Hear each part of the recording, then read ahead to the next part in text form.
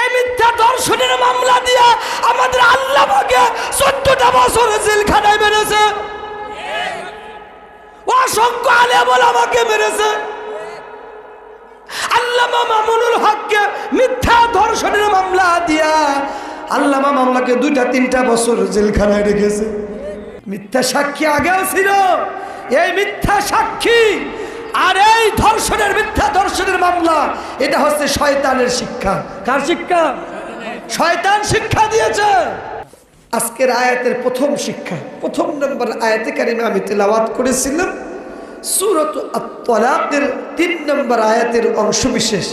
সেই তালাকটা 28 নম্বর পারায় অবস্থিত, শেষের দিক দিয়ে একটা সূরা। আল্লাহ পাক বলেছেন ওয়া ইয়াতাওয়াক্কাল আলাল্লাহ ফাহুয়া হাসবুহু।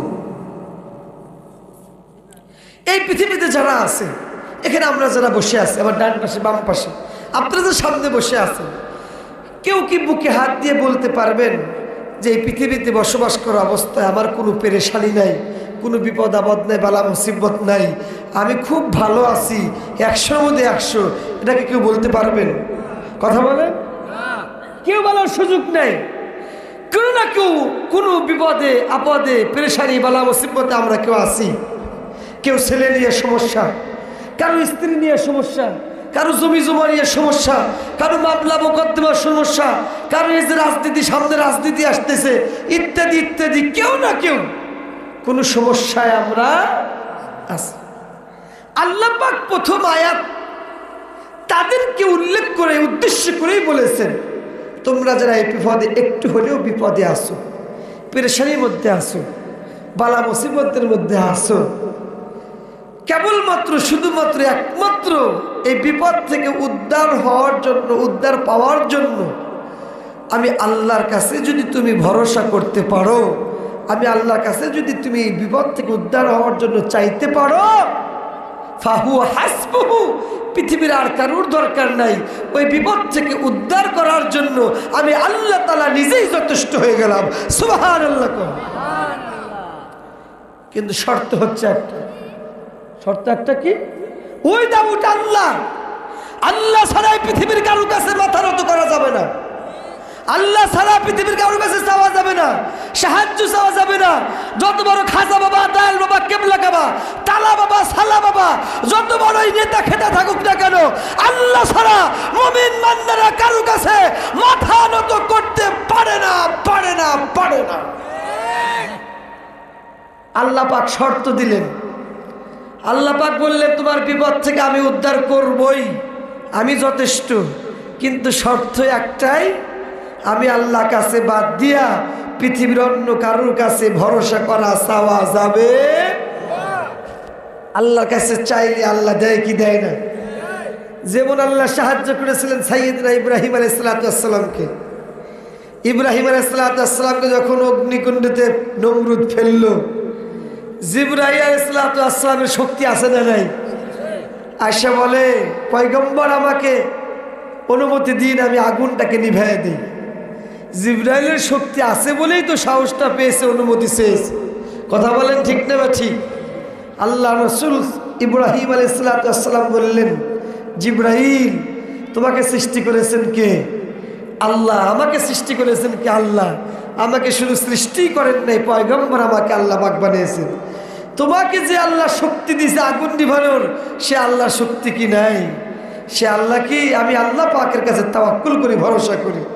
আল্লাহ পাক খুশি হয়ে গেলেন, ইব্রাহিম তুমি পৃথিবীর কারো কাছে সাহায্য চাই নাই, আমার কাছে যেহেতু সাহায্য চেয়েছো, আগুনকে ডাক দিয়ে বললেন, আগুন ইয়া নারু কুনি বারদাউ ওয়া সালামান আলা ইব্রাহিম।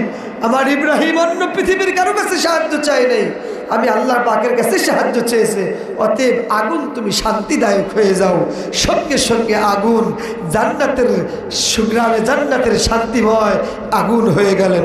সুবহানাল্লাহ। কোন যেমন বিপদ থেকে উদ্ধার করার জন্য চেয়েছিলেন সাইয়েদনা ইউনূস আলাইহিস সালাম, মাছের পেটে, একে পানির নিচে অন্ধকার, সাগরের ভিতরে অন্ধকার, এরপরে মাছের পেটে গেছেন, ওই মাছটা আবার আরেক মাছ গিলে খাইছেন, কয়েকটা অন্ধকার।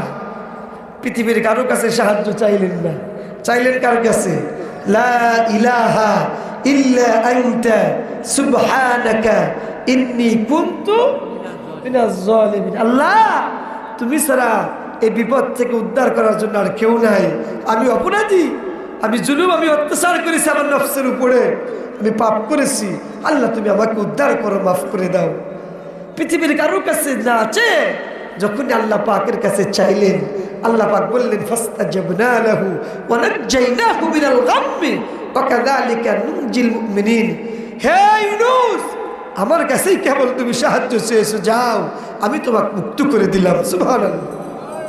আপনারা বলতে পারেন যে হুজুর, তারা ছিলেন পয়গম্বর, নবী, এই জন্য আল্লাহ সাহায্য করেছেন, আমাদের কি সাহায্য করবেন? আল্লাহ পাক বলেছেন ওয়া কাযালিকা নুনজিল মুমিনিন।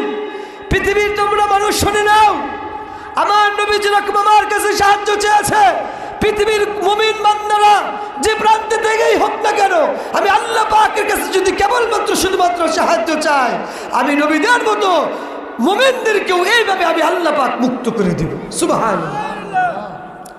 তাহলে প্রথম আয়াত থেকে শিক্ষা হলো, বিপদে পড়লে, আপদে পড়লে, মুসিবতে পড়লে চাইতে হবে কার কাছে? আর একটু জোরে বলেন, চাইতে হবে কার কাছে? আল্লাহ বাদে আর কারো কাছে চাওয়া যাবে? নাম্বার 2 নম্বর আয়াতে কারিমা তিলাওয়াত করেছিলাম। এই কুরআনুল কারীমের 2 নম্বর সূরা, সূরা আল বাকারার 207 নম্বর আয়াত। আল্লাহ পাক বলেছেন, মানুষের মাঝে এমনও কিছু মানুষ আছে যারা একমাত্র শুধুমাত্র কেবলমাত্র আল্লাহকে রাজি এবং খুশি করার জন্য, আল্লাহ রসুলকে রাজি এবং খুশি করার জন্য নিজের জান এবং মাল আল্লাহ রাস্তায় উৎসর্গ করে দেয়, দান করে দেয়, সদকা করে দেয়। আল্লাহ পাক বলেছেন আল্লাহু রাউফুম বিল ইবাদ, ওই সমস্ত মানুষের প্রতি আমি আল্লাহ পাক অত্যন্ত অনুগ্রহশীল হয়ে যাই, স্নেহশীল হয়ে যাই। সুবহানাল্লাহ। এটা ছিল আয়াতের অর্থ। আয়াতের ব্যাখ্যা হচ্ছে, যুগে যুগে অসংখ্য নবী রাসূল কালেমার দাওয়াত দিয়ে পৃথিবীতে এসেছিলেন। মানুষের ধারে ধারে কাছে গিয়া প্রত্যেকটা নবী রাসূলই প্রায় 2-1 নবী ছাড়া মানুষের কাছে যখন কোরআনের দাওয়াত তাওহীদের বাণী নিয়ে গেছেন, তারা অপমান, অপদস্থ, লাঞ্ছিত, অপমানিত হয়েছে কি হয় নাই? মার পর্যন্ত খেয়েছেন, হত্যা করেছেন, পর্যন্ত পাথর মেরেছেন। কথা বলেন ঠিক না বেঠিক? আজও আমাদের দেশে যারা কোরআনের দাওয়াত দেয়, আল্লাহর দিন আল্লাহ জমিনে প্রতিষ্ঠিত করার জন্য যারা মাঠে ময়দানে কাজ করে, যারা কোরআনের কথা বলে, তাওহীদের কথা বলে, উলুহিয়াত রুবুবিয়াতের কথা বলে, আজকে আমরা তাদেরকে ফুলের মালা দেই না, আমরা আজকে তাদেরকে দেই জেলখানা পুরস্কার। কথা বলেন ঠিক না বেঠিক? এই পৃথিবীতে তাদেরকে আমরা ফাঁসির কাষ্ঠেও ঝুলতে দেখেছি আল্লাহর কোরআনের কথা বলার কারণে। কোরআনের পাখি আল্লামা দিলওয়ার হোসেন সাঈদী সারাটা জীবন কোরআনের কথা বলেছে। কুয়েতের লোকেরা আল্লামা সাঈদীকে দাওয়াত করে তার বক্তব্য শোনার জন্য নিয়ে যায়। সৌদি আরবের বাদশাহ তৎকালীন প্রধানমন্ত্রী শেখ হাসিনার কাছে প্রপোজ করলেন, আপনি যদি বাংলাদেশে আল্লামা সাঈদীকে না রাখতে চান, আমাদের কাছে ফিরিয়ে দেন। আমি সেদিন চিন্তা করলাম, সৌদি আরবের মানুষের আল্লামা সাঈদীকে চিনল, কুয়েত কাতারের মানুষের আল্লামা সাঈদীকে চিনল, পৃথিবীর অন্তত 50টা দেশের ঊর্ধ্বে আল্লামা সাঈদী সমালোচনা করেছেন, তারা চিনেছে, অথচ বাংলাদেশের মানুষ আমরা চিনলাম না। তাকে কারাগারে রেখে 13টা বছর কষ্ট দিয়ে দিয়ে আমরা পৃথিবীর থেকে বিদায় করে দিলাম। এই হলো আমাদের অবস্থা। তিনি কোরআনের বাহক ছিলেন, কোরআনের পাখি ছিলেন। আমার ভাইরা, এই ছিল আয়াতের ব্যাখ্যা। আয়াতের শানে নজুল হচ্ছে, যেহেতু তাফসির মাহফিল, শানে নজুলটা বলতে হবে। শানে নজুল হচ্ছে আল্লাহ রাসূল সাল্লাল্লাহু আলাইহি ওয়াসাল্লাম যখন হিজরত করলেন, অনেকগুলো শানে নজুল আছে, তার মধ্যে অন্যতম একটা হচ্ছে এই, নবীজি হিজরত করে যখন মদিনায় চলে গেলেন। হিজরতের আলোচনা করতে গেলে অনেক লম্বা যাবে, আমি সেদিক যাব না। হিজরত করে যখন মদিনায় চলে গেছেন, নবীর একজন সাহাবী ছিলেন হযরতে শুআইব রুমি রাদিয়াল্লাহু তাআলা আনহু। এই শুআইব রাদিয়াল্লাহু তাআলা আনহু তখন হিজরতের সময় মক্কাতে ছিলেন না, তিনি ব্যবসা করতেন। ব্যবসার উদ্যোগে অন্য একটা দেশে চলে গেলেন। ব্যবসা শেষ করে যখন আসলেন মক্কাতে, এসে দেখলেন বিশ্বনবী দিনের নবী মুহাম্মদুর রাসূলুল্লাহ সাল্লাল্লাহু আলাইহি সাল্লাম আর মক্কাতে নাই, হিজরত করে মদিনায় চলে গেছে। সাহাবী অন্তরের ভিতরে রাসূলকে এতটাই জায়গা দিয়েছিলেন, সাহাবী ডিসাইড করলেন আজকে আমি মদিনায় চলে যাব, কারণ যেখানে মুহাম্মদুর আমার নবী নাই সেই দেশে আমি থাকবো না। এতটাই ভালোবেসেছিলেন, মহব্বত করেছিলেন। সাহাবী কিছু খাবার দাবার রেডি করলেন, টপলা টপলি রেডি করে তীর নিয়ে, ধনুক নিয়ে, তরবারি নিয়ে, আত্মরক্ষার জন্য যা কিছু দরকার সব কিছু রেডি করলেন, আজকেই মদিনায় চলে যাবে। এদিক থেকে মিস্টার আবু জেহেল তিনি রাস্তার মোড়ে মোড়ে গোয়েন্দা ফিট করে রাখছে, আর একটা মানুষের জন্য মক্কা থেকে মদিনায় হিজরত করে মুহাম্মাদের দরবারে না যেতে পারে। বিশেষ করে যারা বড় লোক, যারা ধনী মানুষ, টাকা আছে, পয়সা আছে, বাগানের মালিক, খেজুরের বাগানের মালিক, ব্যবসায়ী, অনেক বড় বড় ব্যবসায়ী যারা আছে, তারা যেন মুহাম্মাদের দরবার না যেতে পারে। তার কারণ আবু জেহেল ছিলেন বুদ্ধিজীবী। আবু জেহেল জানে, আবু জেহেল চিন্তা করলেন বড় লোকরা যদি হিজরত করে মদিনায় যায় মুহাম্মাদের দরবারে, তাহলে মুহাম্মাদের দরবার ধীরে ধীরে বড় হবে, মুহাম্মদ বড় লোক হয়ে যাবে, আমি আবু জেহেল ছোট হয়ে যাব, আমি আবু জেহেল নিঃস্ব হয়ে যাব। কথা বলেন ঠিক নেবে? এই চিন্তা ভাবনা করে রাস্তার মোড়ে মোড়ে গোয়েন্দা রাখছে, আর একটা মানুষের জন্য মদিনায় না যেতে পারে। এদিক থেকে সাহাবী আর থাকতে পারলেন। বন্ধু মুসলমান আমার ভাইরা, নবীজির সাহাবী আর থাকতে পারলেন না। খাবার দাবার নিয়ে, টুপলা টপলি নিয়ে, আত্মরক্ষার জন্য তরবারি তীর নিয়ে রাস্তায় বের হলেন। যাইতে কিছু দূর যাওয়ার পরে শুআইব রুমি রাদিয়াল্লাহু তাআলা আনহু আল্লাহর নবীর সাহাবী রাস্তা আবু জেহেলের লোকেরা, গোয়েন্দার লোকেরা ঠেকায় দিল, অবরোধ করে দিল, রাস্তা ব্যারিকেড দিল। জোরে বলেন নাউজুবিল্লাহ। আমার দেশেও রাস্তা অবরোধ হয় কি হয় না? নবীজির সাহাবী ডাক দিয়ে বলে, ও আবু জেহেলের লোকেরা, কেন গো আমার রাস্তা ঠেকায় দিলা, আমার রাস্তা পরিবেষ্টন করলাম, আমাকে বাধা দিলে, অবরোধ করলাম, জানতে চাই। আবু জেহেলের লোকেরা ডাক দিয়ে বলে, ওগো নবীর সাহাবী, আমাদের লিডার আবু জেহেল আমাদেরকে এখানে ঠিক করেছে, ডিসাইড করেছে, সিদ্ধান্ত নিয়েছে আর একটা মানুষের জন্য মক্কা থেকে মদিনায় হিজরত করে না যেতে পারে। বিশেষ করে যারা সম্পদশালী, যারা টাকাওয়ালা, পয়সাওয়ালা, বড় লোক, ধনী লোক, তারা যেন মক্কা থেকে মদিনায় আর যেতে না পারে। আমরা শুনেছি তোমার কাছে অনেক টাকা আছে, পয়সা আছে, সম্পদ আছে, অনেক ব্যবসায়ী, তুমি বড় লোক ব্যবসায়ী, তোমাকে আমরা মক্কা থেকে মদিনায় যেতে দেব না, মুহাম্মাদের দরবারে যেতে দেব না। তোমাকে শেষ করে দেওয়ার জন্য আবু জেহেল আমাদেরকে এখানে ফিট করে রেখেছে। জোরে জোরে বলেন নাউজুবিল্লাহ। তোমাকে যেতে দেব না, তোমার টাকা আছে, পয়সা আছে। আমাদের লিডার বলেছে যাদের টাকা পয়সা আছে তারা যেন মুহাম্মাদের দরবারে আর না যেতে পারে। নবীজির সাহাবী ডাক দিয়ে বলেন, ও আবু জেহেলের লোকেরা শোনো, তোমরা তো আমি শুআইবকে ভালো করে চেনো, ভালো করে জানো। আবু জেহেল, আমি শুআইব সম্পর্কে আবু জেহেলের ভালো ধারণা আছে। আমি একজন তীরন্দাজ, আমি একজন যোদ্ধা, যুদ্ধের সমস্ত রণকৌশলীগুলো আমার জানা আছে। ও আবু জেহেল লোকেরা শোনো, তোমরা যদি আমার রাস্তা অবরোধ করে দাও, আমার রাস্তা ব্যারিকেড দাও, আমাকে যেতে না দাও, এই যে দেখো আমার কাছে তীর আছে, ধনুক আছে, আমি তীর চালাবো, তীর দিয়ে আমি যুদ্ধ করব। তীর দিয়ে যুদ্ধ করতে করতে যদি আমি ব্যর্থ হয়ে যাই, তীর ফুরিয়ে যায়, এই যে দেখো আমার কাছে তরবারি আছে, এই তরবারি দিয়ে যুদ্ধ করব, মোকাবেলা করব, তোমাদের সামনাসামনি হব।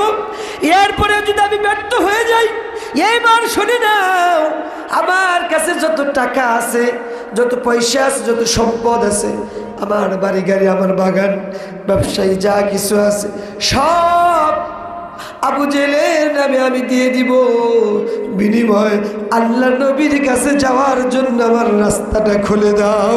জোরে জোরে বলেন সুবহানাল্লাহ। আমি সব দেব।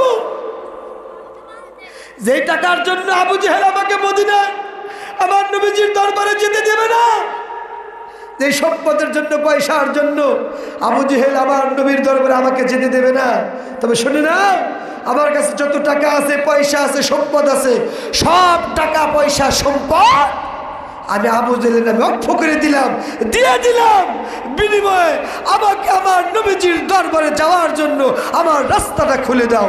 আল্লাহু আকবার কোন? আল্লাহু আকবার।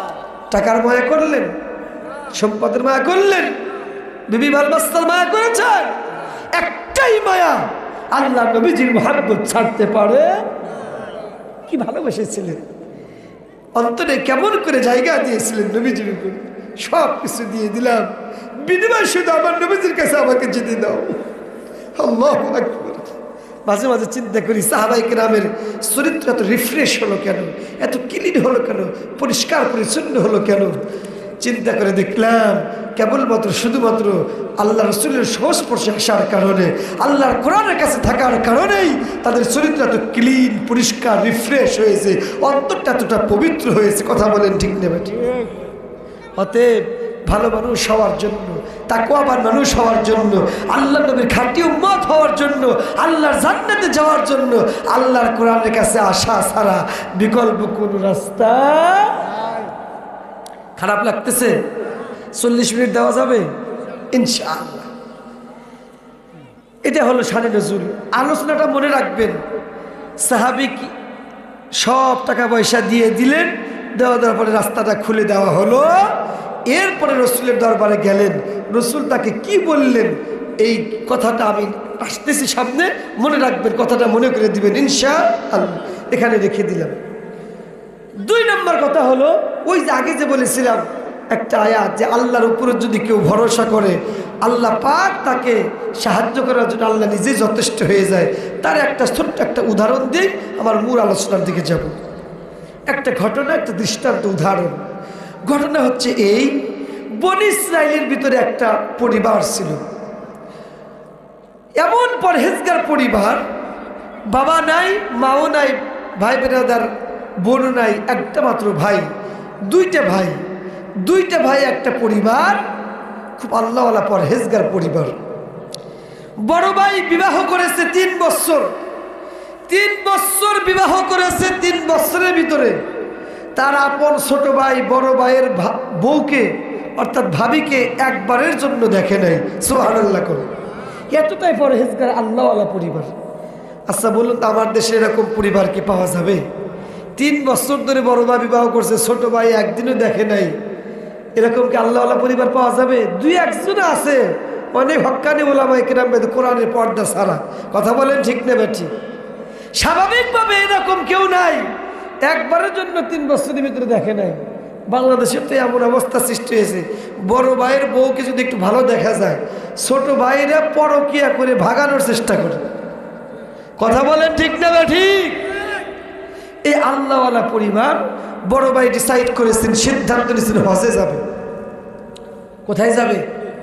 হজে যাবে। টাকা পয়সা রেডি করলেন, টাকা পয়সা রেডি করে হজের যখন, সংক্ষিপ্ত বলছি, হজের যখন সময় এসে গেল, টোপলা টপলি রেডি করে ছোট ভাইকে বলতেছে, ছোট ভাই চলো যাই, আমাকে একটু এগিয়ে দিয়ে আসো। আগেকার যখন মানুষ যখন হজে যাইতো, তখন তো এরকম এরোপ্লেনের ব্যবস্থা ছিল না, জাহাজের ব্যবস্থা ছিল না, পায়ে হেঁটে অথবা ঘোড়ায় চড়ে, উঠে চড়ে তারা হজ করত। বনী ইসরাইলের ঘটনা কিন্তু অনেক আগের ঘটনা, অনেক আগে, রসুলের আগের ঘটনা। বড় ভাই ছোট ভাইকে ডাকতেছেন, ছোট ভাই আমাকে একটু এগিয়ে দিয়ে আসো।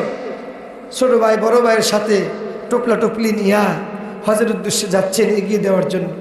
অনেক দূর গেলেন, যাওয়ার পরে বড় ভাই বলতেছে, তুমি এখন বাসায় যাও, আমি এখন একা যেতে পারবো, তোমার ভাবিকে একা একা রেখে আসছি, না জানি আবার হঠাৎ কোনো অ্যাক্সিডেন্ট হতে পারে, তুমি এখন বাসায় চলে যাও। বড় ভাই যখন গেলেন, ছোট ভাই রিটার্ন ব্যাক করছেন, বাসায় চলে আসতেছে। মরুভূমির ভিতরে রাস্তা, উত্তপ্ত বালু।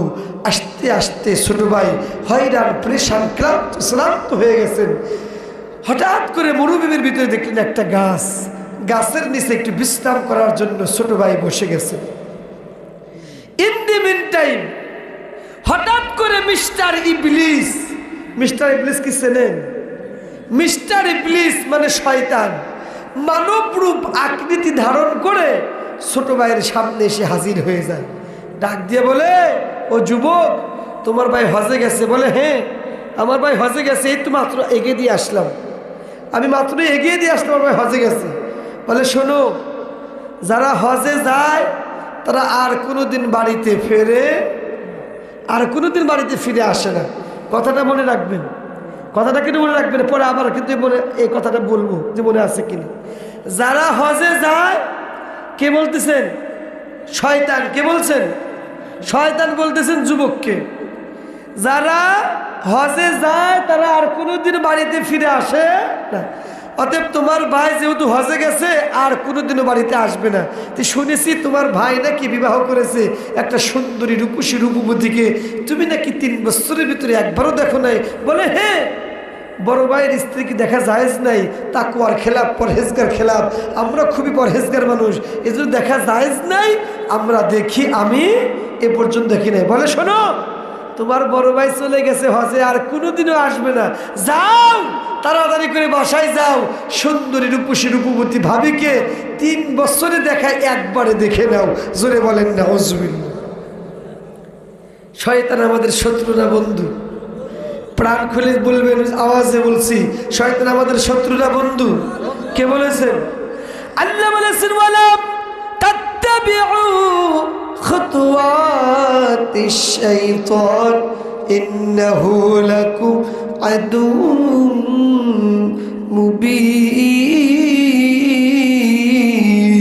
মুবিন। আল্লাহু আকবার। আল্লাহ পাক বলেছেন, বান্দারা, শয়তান তোমাকে জাহান্নামে নিতে চায়, আমি আল্লাহ পাক তোমাকে জান্নাতে নিতে চাই। এই জন্য আমি আল্লাহ পাকের প্রেসক্রিপশন হলো, আমি আল্লাহ পাকের ওয়াজ হলো, লা তাত্তাবিউ খুতুওয়াতিশ শাইতান, খবরদার শয়তানকে তুমি অনুকরণ করো না, শয়তানের কথা শোনো না। আল্লাহ পাক বলেছেন, ভেবেছো শয়তান তোমাদের বন্ধু? না না, শয়তান তোমাদের বন্ধু না। আমি আল্লাহ পাক বলে দিলাম, ইন্নাহু লাকুম আদুউম মুবিন, শয়তান তোমাদের প্রকাশ্য শত্রু। শয়তান শুধু শত্রু না, প্রকাশ্য শত্রু। এই ছেলেটা শয়তানের কুমন্ত্রণায় পড়ে, শয়তানের ওয়াসওয়াসায় পড়ে, শয়তানের চাইলে বেড়া জালে আটকে এই সন্তান 3 বছর ধরে ভাবিকে দেখে নাই। আল্লাহওয়ালা পরহেজগার এই সন্তান আর দেরি করলেন না, আস্তে আস্তে করে উঠে বাড়ির দিকে রওনা করলেন। সুন্দরী রূপসী রূপবতী ভাবিকে দেখার জন্য মন ছুটেছে, শয়তান ওয়াসওয়াসা দিয়েছে, মনটা চাচ্ছে রূপবতী ভাবিকে দেখবে, 3 বছরের ভিতরে দেখে নাই, আমার ভাই জানতো আর কোনোদিনও আসবে না, আর কোনো বিছানা ছাড়া নেই, কিছু নাই। সন্তানটা হাঁটতে হাঁটতে যাইতে যাইতে যখনই বাড়ির কাছে চলে গেলেন, বাড়িটা ছিল চতুর্দিকে গেট করা, যে আপনাদের যেরকম প্যান্ডেল করেছেন এরকম পরহেজগার মানুষ তো চতুর্দিকে গেট করা, বাউন্ডারি করা বাড়ি ছিল। প্রত্যেক দিন ইতিপূর্বে যতদিন এই ছেলেটা বাহির থেকে যতদিন বাড়িতে প্রবেশ করেছে, অনুমতি নিয়ে সালাম দিয়া বাড়িতে প্রবেশ করেছে, আজকে কি হয়ে গেল? শয়তান কি প্রবঞ্চনা, ওয়াসওয়াসা, কি শিক্ষা, কি এলেম দিলেন, আজকে এই ছেলেটা অনুমতিও নিল না, সালামও দিল না, সরাসরি বাড়িতে প্রবেশ করলেন। জোরে জোরে বলেন নাউজুবিল্লাহ। ইতিপূর্বে এই ছেলেটা পরহেজগার মানুষ, ভালো মানুষ, যতদিন বাহির থেকে বাড়িতে প্রবেশ করেছে, ঘরের ভিতরে গেট দিয়ে প্রবেশ করেছে, নাই অনুমতি নিছে, নাই কি করেছে, সালাম দিছে, ভিতর থেকে ভাবি বুঝতে পারছে যে অবশ্যই আমার দেওর আসছে, তিনি আড়ালে গেছেন, পরহেজগার মানুষ তিনি ভিতরে। কিন্তু আজকে শয়তান এমন এলেম দিছেন, সুন্দরী রূপসী রূপবতী ভাবিকে দেখার জন্য পাগল হয়ে গেছে। আজকে সালামও দিল না, অনুমতি দিল না, সরাসরি বাড়িতে চলে গেল। নাউজুবিল্লাহ। বাড়িতে ঢোকার সময় সালাম দিতে হবে, কে বলেছেন? আল্লাহ বলেছেন। কে বলেছেন? কি মনে করেছেন মিয়া? আমরা তো হুড় হুড় করে বাড়িতে ঢুকে যাই, নিজের বাড়িতে ঢুকিও পরের বাড়িতে হুড় হুড় করে ঢুকে যাই, কোনো অনুমতি নাই, সালাম নাই। অথচ বাড়িতে ঢুকতে হলে অনুমতি নেওয়া এটা ফরজ ইবাদত। আল্লাহ পাক বলেছে, আমার মুখের বানানো কথা নয়। এই যে কোরআন নিয়ে বসেছি, একেবারে স্পষ্ট কথা। 18 নম্বর পরে অবস্থিত একটা সূরা, সূরা আন-নূর। নামটা কি?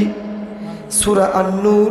18 নম্বর পাড়ায় 12 নম্বর পৃষ্ঠারে সূরা আন-নূরের আল্লাহ পাক বলেছেন, এই যে আল্লাহ পাক বলেছেন সূরা আন-নূরের 27 নম্বর আয়াত আল্লাহ পাক বলেছেন, ইয়া আইয়ুহাল্লাযীনা আমানু লা তাদখুলু বুয়ুতান গায়রা বুয়ুতিকুম হাত্তা তাসতানিসু ওয়া তুসাল্লিমু আলা আহলিহা যালিকুম খায়রুল লাকুম লাআল্লাকুম তাযাক্কারুন।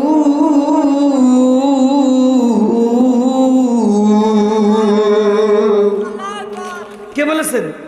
আল্লাহ পাক বলেছেন ইমানদারদেরকে ডেকে, ইয়া আইয়ুহাল্লাযীনা আমানু, ওহে ইমানদাররা, তোমরা যারা ঈমান এনেছো, ঈমানের দাবি করো, আমি আল্লাহকে বিশ্বাস করেছো, আসমান জমিন সব কিছু বিশ্বাস করেছো, গায়েবকে বিশ্বাস করেছো, ফেরেশতাকে বিশ্বাস করেছো, আখিরাতকে বিশ্বাস করো, জান্নাত জাহান্নামকে বিশ্বাস করো। এক কথায় বিশ্বাসীরা, ইমানদার লোকদেরকে আল্লাহ পাক জানিয়ে দিলেন, লা তাদখুলু বুয়ুতান, খবরদার, লা মানে না, দাখাল আদখুল মানে প্রবেশ করা, লা তাদখুলু তোমরা প্রবেশ করতে পারবে না, বুয়ুতান গায়রা বুয়ুতিকুম তোমাদের কোনো ঘরে, তোমাদের ঘর ব্যতীত অথবা তোমাদের ঘরে এবং আর কোনো মানুষের ঘরে তোমরা প্রবেশ করতে পারবে না। কতক্ষণ পর্যন্ত প্রবেশ করতে পারবে না?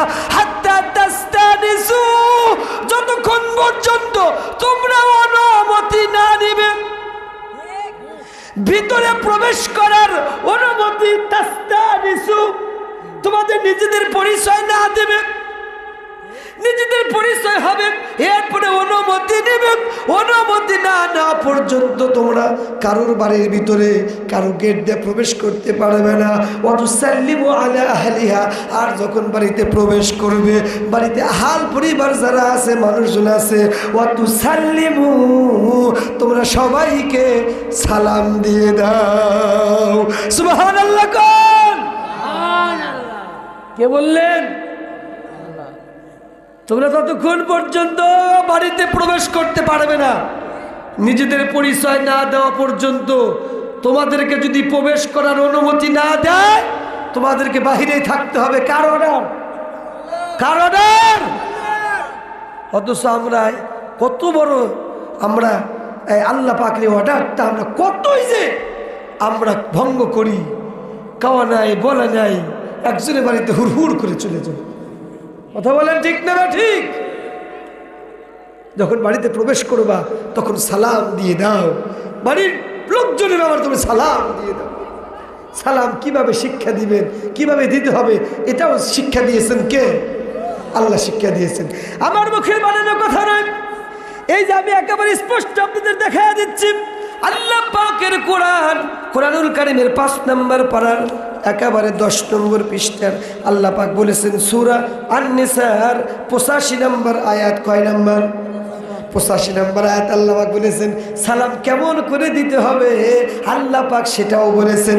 আল্লাহ পাক বলেছেন, ওয়া ইযা হুয়িতুম বিতাহিয়াতিন ফাহাইয়ু বিআহসানা মিনহা আও রুদ্দুহা ইন্নাল্লাহা কানা আলা কুল্লি শাইইন হাসিবা।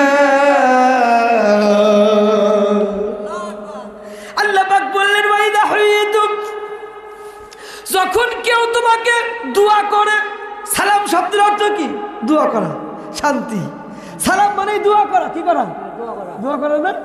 আল্লাহ পাক বলেছে ওয়াইদা হুইতুম বিতাহিয়াতিন, যখন কেউ তোমাকে দোয়া করে, সালাম দেয়, তোমাকে কেউ দোয়া করে, তুমিও তার জন্য দোয়া করো। কি করো?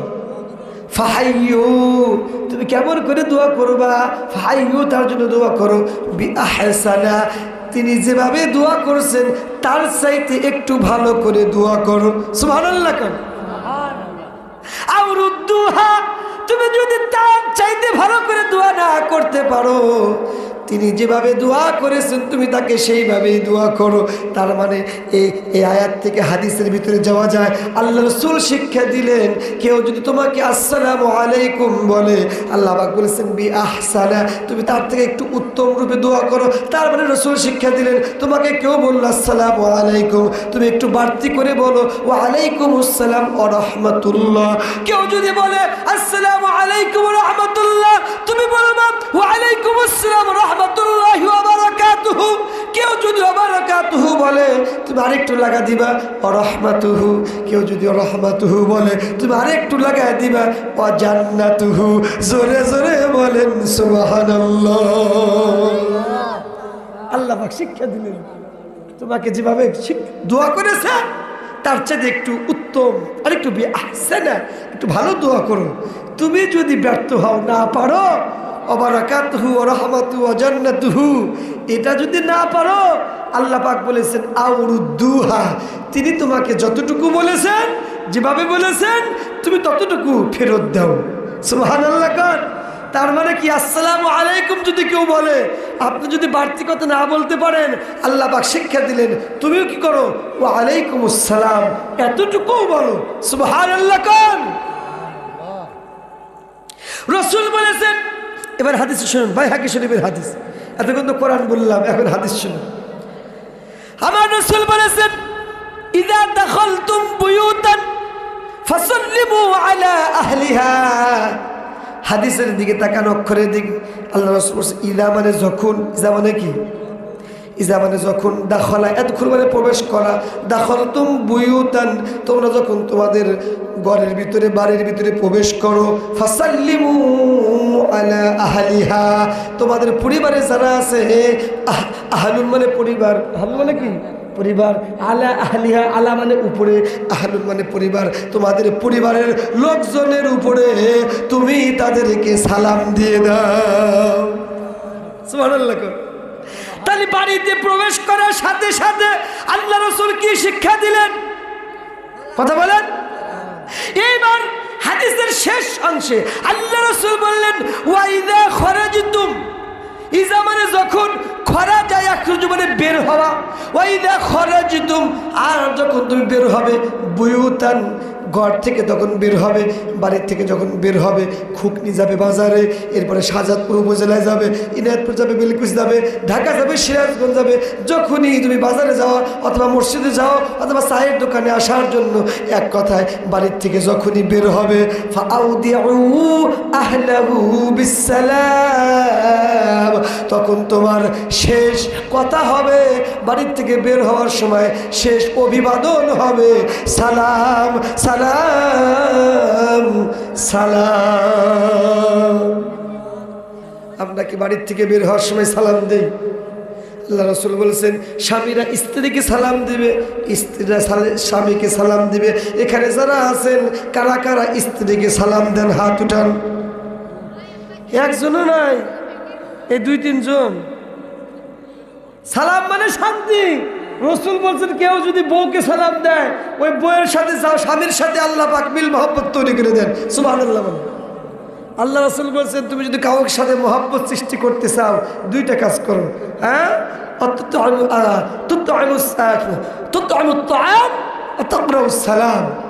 তুমি তাকে খাদ্য খাওয়াও, আর কি করো? তাকে বেশি বেশি সালাম দাও, তাহলে আল্লাহ পাক তোমাদের অন্তরের ভিতরে মহব্বত সৃষ্টি করে দিবেন। সুবহানাল্লাহ কোন। আমাদের স্ত্রীর সাথে মহব্বত হবে কেমনে? আমরা তো সালামই দেই। এই তো বাংলাদেশে এই জন্যই তো পরকীয়ার অভাব নেই, ঘরে ঘরে পরকীয়া শুরু হয়ে গেছে। কথা বলেন ঠিক না ঠিক? মহব্বত যেন নাই। আল্লাহ রাসূল বলছেন স্বামীরা স্ত্রীকে সালাম দিবে, স্ত্রী স্বামীকে সালাম দিবে, তাহলে আমি আল্লাহ পাক মহব্বত সৃষ্টি করে দিব। মহব্বত কেমনে হবে জানেন তো না?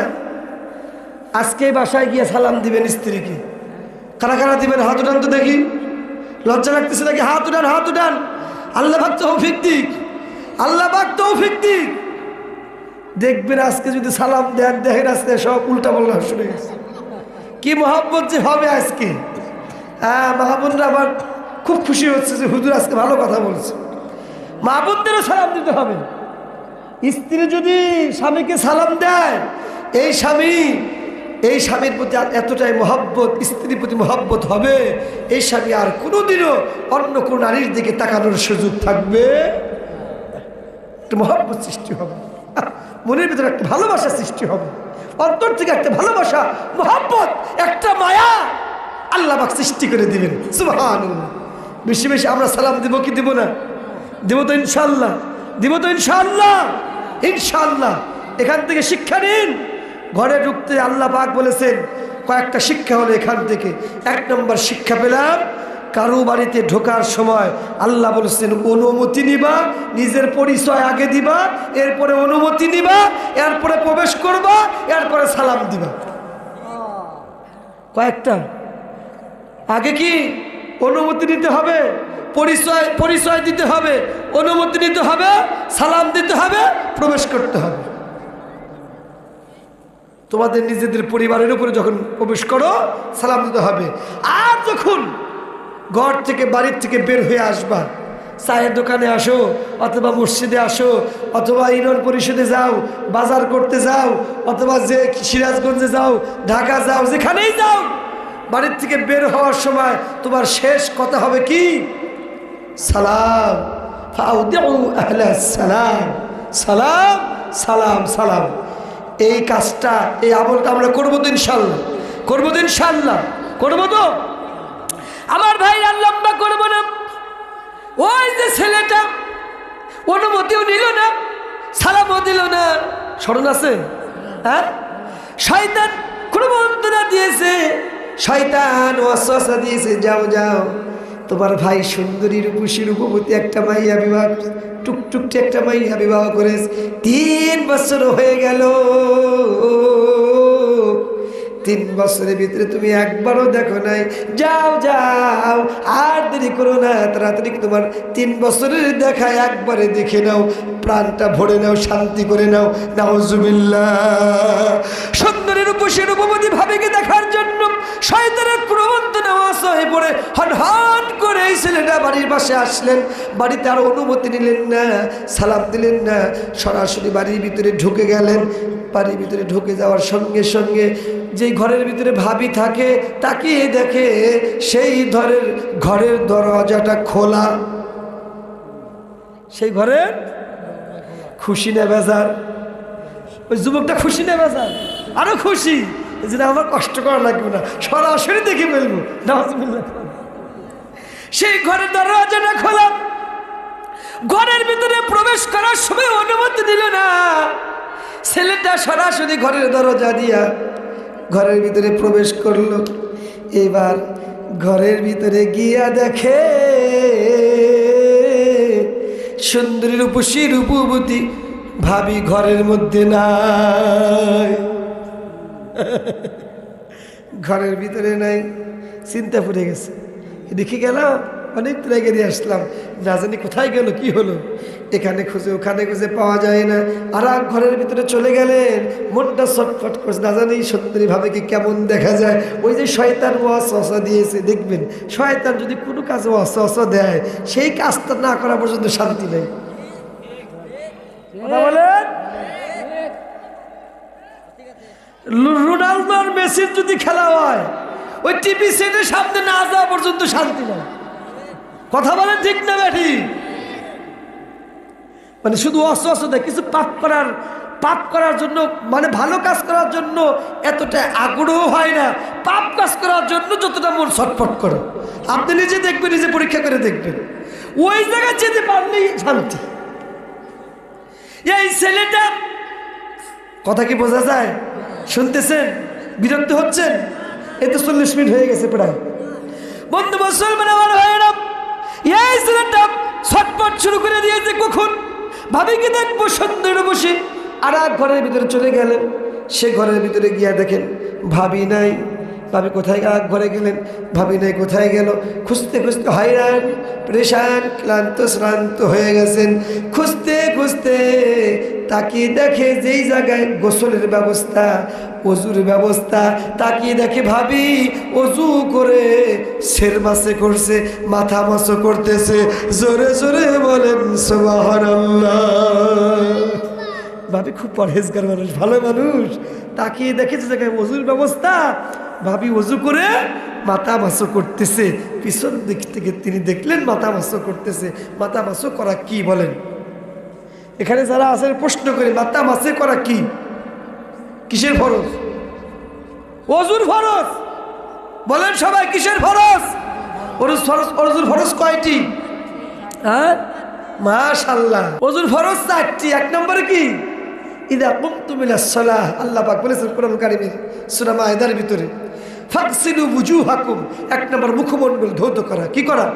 শিখে নেন, এটা বেসিক নলেজ, সাধারণ জ্ঞানে। এক নম্বর কি? মুখমণ্ডল। ওয়া আইদিয়াকুম ইলাল বুজুহাকুম ওয়া আইদিয়াকুম ইলাল মারাফিক। আইদি আদুন মানে হাত, আইদিয়াকুম তোমাদের 2 হাত, মারাফিক মানে কি? কুনুই। এই যে কুনুই, এই কুনুই পর্যন্ত 2 হাত ধৌত করা কি? ফরজ। ওয়া আরজুলাকুম ইলাল কাবাইন, তোমাদের গিরা পর্যন্ত ধৌত করা কি? পায়ের গিরা পর্যন্ত ধৌত করা কি? ফরজ। ওয়া আমসাহু রুবুসাকুম, রাসুন মানে মাথা, আমসাহ মানে মাথা মাসিহ করা, মাথা মাসিহ করা। এই 4টি ফরজ। এক নম্বর মুখমণ্ডল ধৌত করা, 2 নম্বর দুই হাতের কবজি পর্যন্ত কুনুই পর্যন্ত ধোয়া, 3 নম্বর 2 পায়ের টাকনু সহ ধোয়া, 4 নম্বর মাথা মাসে করা। এই 4টির একটি যদি বাদ পড়ে যায় আপনার অজু হবে না। আপনার অজু যদি না হয় আপনি পবিত্র হলেন না। রাসূল বলেছেন লা তুকবালুস সালাহ বিগাইরি তুহুর, আপনি পবিত্র ছাড়া, বিগাইরিল উজু, অজু ছাড়া আপনার নামাজ হবে। নামাজ হচ্ছে জান্নাতের চাবি বলা হয়, আর অজু হচ্ছে নামাজের চাবি। মাশাআল্লাহ। অজু হচ্ছে কি? এই জন্য অজু না করে নামাজ পড়লে যেরকম নামাজ হবে না, আর ওই নামাজ পড়লে ওই নামাজ দিয়ে জান্নাতে যাওয়া যাবে। এই লোকটা বলছে অজুর ফরজ কয়টি? 17টি। শুনে রাখুন মুসলমান, আপনি ওয়াজ শুনবেন, আপনার মুআমালাত মুআশারাত সব কিছু থাকবে। নামাজ নাই আপনার কিচ্ছু নাই। নামাজ হচ্ছে ফান্ডামেন্টাল ওয়ারশিপ, মৌলিক ইবাদত। যতগুলো ফরজ ইবাদত আছে, রোজা যদি অসুস্থ হয় কাজা করার সুযোগ আছে। কি আছে? পরে আদায় করার সুযোগ আছে। সফরে গেলে আদায় করা, ওই সময় না রাখলে আদায় করার সুযোগ আছে। টাকা যাকাত দেওয়া ফরজ, টাকা না থাকলে যাকাত না দিলেও হবে। যাকাতের কি নাই? বাধ্যবাধকতা নাই, যাকাত দেওয়া ফরজ, টাকা থাকলে ফরজ। হজ করা ফরজ, টাকা থাকলে ফরজ। হ্যাঁ, কিন্তু নামাজের ব্যাপারে বলা হয়েছে টাকা নাই নাই, ধনী গরিব ফকির বয়স্ক, এরপরে সুস্থ অসুস্থ, কালা ধলা, সবার জন্য নামাজ আল্লাহ বাধ্যতামূলক করেছে। কোনো সুযোগ নাই নামাজ ত্যাগ করার। তোমার কাপড় চোপড় নাই, তুমি ন্যাংটা হয়েও নামাজ পড়ো, উলঙ্গ হয়ে নামাজ পড়ো, এরপরেও নামাজ তোমাকে পড়তেই হবে। তোমার ওযু নাই, তায়াম্মুম করে নামাজ পড়ো। বাসের ভিতরে আসো, ইশারা করে নামাজ পড়ো। প্লেনে আসো, ইশারা করে নামাজ পড়ো। যুদ্ধের ময়দানে যাচ্ছ, হাঁটে হাঁটে ইশারা করে নামাজ পড়ো। নামাজ তোমাকে ছাড়া যাবে না। এটা ফান্ডামেন্টাল ওয়ারশিপ। নামাজ হচ্ছে মৌলিক ইবাদত।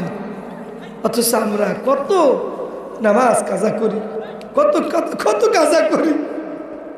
সেজদার পর সেজদা চলে যায়, জোহর চলে যায়, আসর আসে, আসর চলে যায়, মাগরিব আসে, মাগরিব চলে যায়, এশার আসে, এশার চলে যায়, ফজর আসে, অথচ আমরা নামাজ পড়ি না, নামাজ পড়ি না। আমাদের মা বোনরা নামাজের পাশাপাশি পর্দা থাকা ফরজ। আমরা রোজা করি, মা বোনরা রোজা রাখা খুব অভ্যস্ত, নামাজও পড়ে আলহামদুলিল্লাহ, অনেক মা বোন নামাজ পড়ে, কিন্তু পর্দায় থাকতে চায় না। আছে না নাই?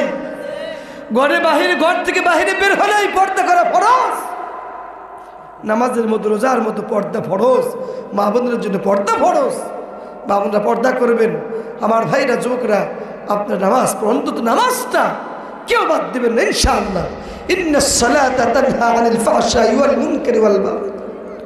নামাজ অশ্লীল বেহায়াপনা কাজ থেকে আল্লাহ পাক আপনাকে হেফাজত করবেন। নামাজ পড়লে আল্লাহ পাক রিজিকের অভাব দূর করে দিবেন। নামাজ পড়লে ব্যবসা বাণিজ্য আল্লাহ পাক ভালো করে দিবেন। নামাজ পড়লে আল্লাহর মন মানসিকতা ভালো করে দিবেন। নামাজ পড়লে আল্লাহ পাক আপনার হয়রান পেরেশানি ক্লান্ত শ্রান্ত মনটা আল্লাহ পাক দুর্দশা হতাশাগ্রস্ত মনটাকে পবিত্র করে আল্লাহ পাক মনটা পবিত্র করে দিবেন। সুবহানাল্লাহ। আমার নামে নামাজ পড়বো কি পড়বো না? পড়বো ইনশাআল্লাহ। কারা কারা পড়বেন দুই হাত তুলে দেখান। লিল্লাহি তাকবীর, নারে তাকবীর। আল কোরআনের আলো, আল হাদিসের আলো, কোরআন ছাড়া অন্য কিছু। লিল্লাহি তাকবীর। আল্লাহ কবুল করুন, আমিন। আমার ভাইরা, আমার ভাইরা, এইবার এই ছেলেটা মনে আছে? এই ছেলেটা সুন্দরী রূপসী রূপবতী ভাবিকে দেখার জন্য যখন চলে গেলেন, যাইতে যাইতে দেখলেন যেই জায়গার অজুর ব্যবস্থা, গোসল ব্যবস্থা, তাকিয়ে দেখে অজু করে, অজু করে, অজু করে মাথা মাসও করতেছে। এই ছেলেটা মন মানছে না, আস্তে আস্তে করে যাইতে যাইতে ভাবির একেবারে পিছনে চলে গেছে। পিছনে গিয়া ভাবিকে ডাকতো, ভাবি না, এইভাবে ডাকতেছে, ভাবি না। মানে ছেলেটা পিছনে যাইতে যাইতে যাইতে যাইতে একেবারে পিছনে চলে গেছে। ডাক দিলে, ভাবি না। পিছনের দিকে ভাবি তাকিয়ে দেখে তার দেওর। ভাবি সঙ্গে সঙ্গে মুখ বুঝে, ইত্তাকিল্লাহ, তুমি আল্লাহকে ভয় করো। কি সর্বনাশ করলে, তুমি কি করলে এটা? আজ 3টা বছর ধরে তোমার ভাইয়ের সাথে আমার বিবাহ হয়েছে, একটা দিনের জন্য তুমি আজ দেখতে আসলে না। আমি আমার সম্মানকে, আমার ইজ্জতকে, আমি পর্দাকে আমি কত বড় করে দেখে আমি এতদিন পর্যন্ত আমার সম্মান, আমার চেহারাকে আমি আবৃত্ত করে রাখলাম। তুমি আজকে আমার 3 বছরের সব সাধনা শেষ করলে, তুমি শেষ করে দিলে। কি করলে এটা? তুমি আল্লাহকে ভয় করো। তুমি কত বড় জঘন্য তুমি গুনাহ করলে। তোমার ভাই হজে গেছে, এই সুযোগে তুমি আমাকে দেখার জন্য আসছো। তোমার ভাই আসুক, হজ থেকে যখন ফিরে আসবে আমি তোমার ভাইকে বিচার দিব, তোমার ভাইকে বলে দিব তোমার ভাই তোমাকে আর আস্ত রাখবে না, তোমাকে শেষ করে ফেলবে। আমার ভাইরা, ভাবি যখন এই ছেলেটাকে এইভাবে বলেছে, ইত্তাকিল্লাহ, আল্লাহকে ভয় করো, আল্লাহর কথা যখন স্মরণ করে দিয়েছেন, এই ভাবিটা ভাইয়ের কথা বলেছে, তোমার ভাই হজ করে আসবে, আমি বিচার দিব। তুমি পর্দা নষ্ট করলে, সর্বনাশ করলে, আমি বিচার দিব। তোমাকে আর আস্ত রাখবে না, তোমাকে শেষ করে ফেলবে। এই ছেলে হঠাৎ করে বুঝ চলে আসছে। শয়তান এতক্ষণ যে কুমন্ত্রণা দিয়েছিল মাথার থেকে সেটা দূর হয়ে গেল। এই ছেলেটা কাঁপতেছে আর কান্না করতেছে, চোখের পানি ফেলতেছে। হাই হাই, আমি কি করলাম? কিন্তু সর্বনাশ করলাম, পর্দা নষ্ট করলাম। ফরজ একটা ইবাদত পর্দা, আমি তো গুনাহ করে ফেললাম, আমি তো আল্লাহর নাফরমানি করে ফেললাম, আমার তো চোখের জেনা করে ফেললাম। এই ছেলেটা কাঁদতেছে আর কাঁপতেছে, কাঁপতে কাঁপতে কাঁদতে কাঁদতে চোখের পানি ছেড়ে দিয়া যাইতে যাইতে যাইতে যাইতে যেই জায়গায় শয়তান কুমন্ত্রণা ওয়াসওয়াসা দিয়েছিল, ওই যে মরুভূমির ভিতরে সেই গাছ, আবার সেই গাছের নিচে আবার কাঁদতে কাঁদতে সেখানে বসে গেলে,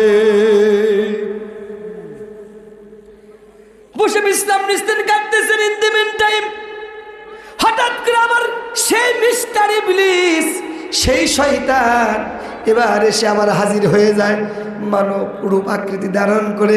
এইবার সেই ছেলেকে বলে, ও যুবক ছেলে, তুমি তো সর্বনাশ করে ফেলেছো, তুমি তো পর্দা নষ্ট করে ফেলেছো, তুমি তো গুনাহ করে ফেলেছো, তোমার ভাই তো হজ করে আসবে।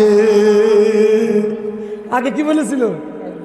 হ্যাঁ মনে আছে তো, আগে কি বলেছিল? তারপরে শয়তানের কার্য শেষ। শয়তানে যেটা করার, পর্দা নষ্ট করার, গুনাহ করার, সেটা মাশাআল্লাহ কিনে ফেলাইছে। শয়তানের কার্য সিদ্ধ হয়েছে, হাসিল হয়েছে। শয়তান এবার বলতেছে তোমার ভাই তো হজ করে আসবে, তোমার ভাবি যদি তোমার ভাইকে বলে দেয় তোমাকে আর আস্ত রাখবে না, একেবারে শেষ করে ফেলবে। শয়তান এবার উল্টা চাল চালছে। শয়তান এবার বলতেছে শোনো, এবার কি তোমার ভাই যদি আসে, তোমার ভাবি যদি বলে দেয় তোমাকে তো মেরেই ফেলবে, তুমি কি তোমার ভাইকে বাঁচতে চাও? বলে হ্যাঁ অবশ্যই বাঁচতে চাই। আমার ভাই যেরকম মানুষ, আমার ভাবে যদি বলে দেয় আমি পর্দা নষ্ট করে ফেলি, তাকে দেখে ফেলছি, আমাকে আর আস্ত রাখবে না, অতএব আমি আমার ভাইয়ের হাত থেকে আমি বাঁচতে চাই। এইবার শয়তান এবার একটা ডিজিটাল বুদ্ধি দিলেন। কি বুদ্ধি? তার মানে ডিজিটাল আগেও ছিল। কি ছিল? ডিজিটাল বুদ্ধি আগেও ছিল, বর্তমান ডিজিটাল যুগ। হ্যাঁ, শয়তান এবার ডাক দিয়ে বলে ও যুবক, তোমার ভাইয়ের হাত থেকে যদি বাঁচতে চাও একটা বুদ্ধি শোনো। সেই বুদ্ধিটা হলো আর এখানে বসে থাকা যাবে না, তাড়াতাড়ি করে উঠো, যাও যাও যাও, আবার বাড়িতে চলে যাও। বাড়িতে গিয়া তোমার ভাবির সাথে জোরপূর্বক, তোমার ভাবিকে জোরপূর্বক তোমার ভাবির সাথে মেলামেশা করো, জেনা ব্যভিচার করো। জেনা ব্যভিচার যখন করা শেষ হয়ে যাবে, তোমার বন্ধু বান্ধবকে কিছু টাকা দিয়া, পয়সা দিয়া সাক্ষী বানাও। সাক্ষী বানায়া যেন সমুদ্রে তোমার ভাবিকে পাথর মেরে হত্যা করো। হত্যা করার পরে তোমার ভাই যখন হজ করে আসবে, তোমার ভাবিকে বলবে, তোমার ভাইকে বলবে ও ভাই, তুমি যখন হজ করতে গেছো তোমার স্ত্রী আমার ভাবি অন্য কোনো পুরুষের সাথে জিনা ব্যভিচার করেছে, মেলামেশা করেছে, খারাপ কাজ করেছে, এই জন্য আমরা গ্রামবাসী হয়ে কোরআনের আইন অনুযায়ী তাকে পাথর মেরে তাকে হত্যা করে ফেলেছি। এই হলো তার সাক্ষী। জোরে জোরে বলেন নাউজুবিল্লাহ। তার মানে বোঝা গেল মিথ্যা দর্শনের মামলা আগেও ছিল, মিথ্যা দর্শনের সাক্ষী আগেও ছিল।